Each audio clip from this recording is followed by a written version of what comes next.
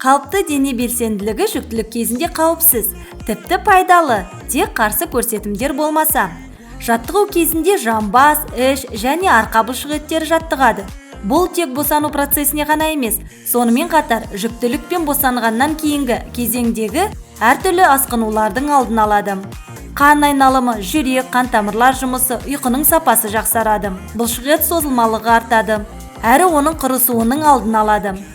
Болашақ ананың эмоционалды көңіл күйіне оң әсер етеді. Шаршау, бас айналу, жүрек айну, жатыр тонусының жоғарылауы және басқа да ыңғайсыз сезімдер пайда болған кезде жаттығуды бірден тоқтату керек.